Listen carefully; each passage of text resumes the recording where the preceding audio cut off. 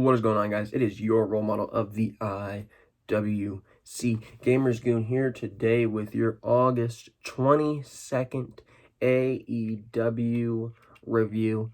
As you know, it was on Saturday. It was up against TakeOver. I did not watch this live. I actually just finished watching this show because my recording did not go the full 2 hours because it did record 30 minutes of the NBA game, so I had to wait for it to be up on TNT's app. So getting the recording done at 9:48 a.m. So this will be up prior to SummerSlam, but I wanted to let you guys know that this is not going to be the typical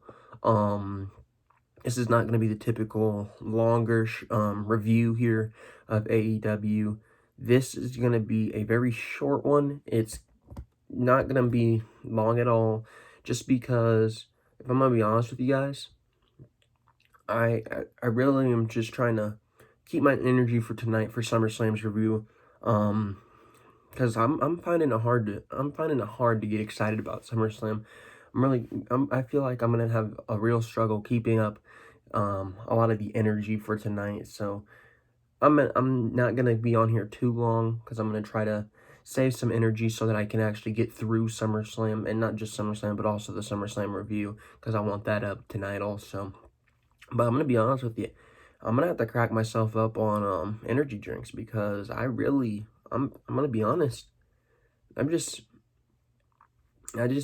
not feeling SummerSlam tonight, man. I'm really not. Just don't feel like watching SummerSlam, but we gotta do what we gotta do. We started off with FTR versus Private Party. I'm not gonna break down the match by any standpoint. It was just a match here to get FTR over. FTR ended up going over, as you would expect. And FTR looks strong going forward. FTR is a team you need to look strong, and it's exactly how they're gonna book them. FTR will end up going to All Out later on. I'll break into that a little bit. Next, we had Jon Moxley. Jon Moxley end up cutting. I took absolutely no notes, so excuse me for a second, because I'm trying to use Forbes, and Forbes is not working for me. So I'm going to go to Bleacher Report. Maybe not Bleacher Report. Let's go. Let's just use the long one. Let's use PW Mania. Whatever. But anyways, FTR won their first match. Solid little match, nothing too special. Next we had Jon Moxley, and Jon Moxley cut a promo against MJF. Solid little promo. Then we had MJF come back, also cut a promo back, saying that at the match at All Out, if Jon Moxley's really a man, he will sign the contract that bans Jon Moxley from using the Paradigm Shift in order to win the match at All Out. Solid little stuff there by MJF. Then we had the Jurassic Express and the Natural Nightmares versus the Butcher and the Blade and the Lucha Brothers. I've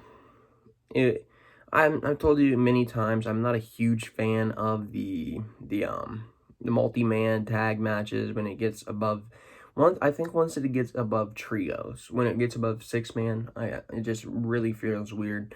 It was an okay match. Not a fan of 8-man matches. I don't know what it is. But the Jurassic Express and the Natural Nightmares end up going over. After this match, you have Eddie Kingston coming out, and he looks like he's going to set up a new faction with the Lucha Brothers and the Butcher and the Blade. He's like, why are you guys losing? Listen, you guys are some of the best guys in the business. You're also some of the best guys in the business. And then he says, you know what? We're going to fix this. Let's go. And gets him in a hug, and well, there you go. A new faction could be arriving in AEW. Next, we have Orange Cassidy with his first ever in-ring appearance for an interview, and he goes down and he's interrupted by Chris Jericho. Chris Jericho introduces a new concept of the Mimosa Mayhem. He said, you know what? You beat me, I beat you. There's only one way to settle it. It's a third match, and I made this match. It's the Mimosa Mayhem match. There will be 80 gallons of orange juice mixed with 500 bottles of the bubbly.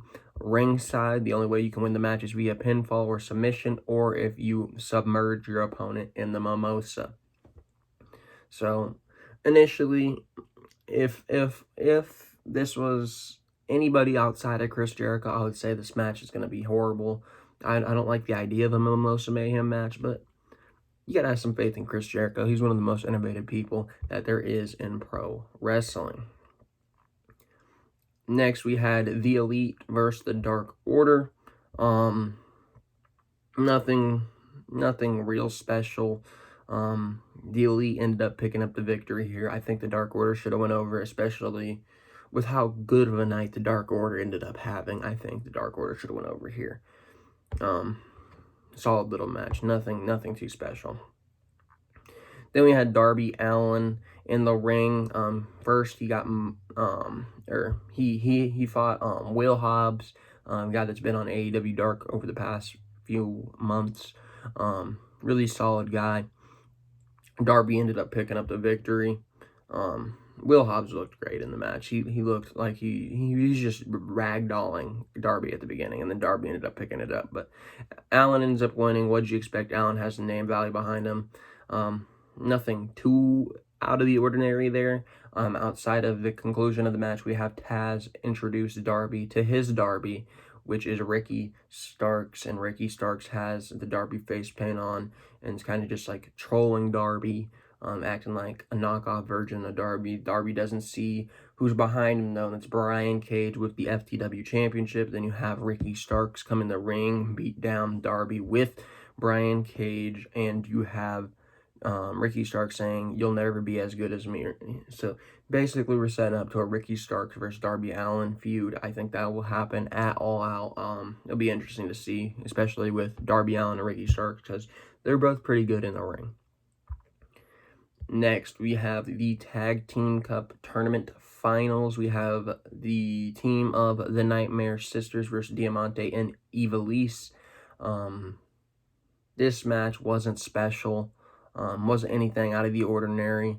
It was just a normal standard match, and at the end of it, the right team won. Diamante and Ivelisse. Like I said, I think the best way you guys ever could have come up with was Anna Jay and Tainara Conchi versus Diamante and Ivelisse as your final.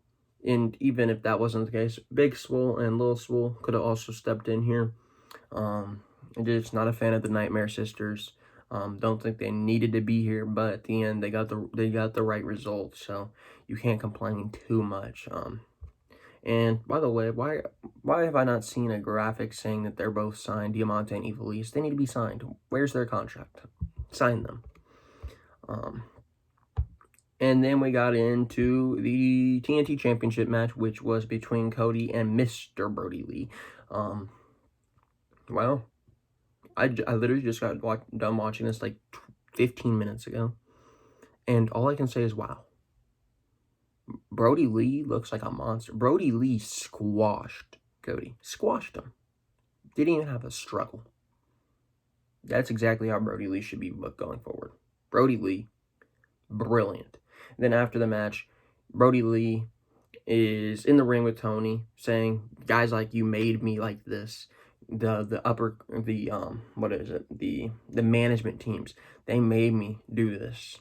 You guys made me into this monster. And then they're jacking Cody off on a stretcher. Brody Lee and all of his people of the Dark Order pull him back in, start attacking officials, and they throw Cody off of the stretcher. They start beating Cody.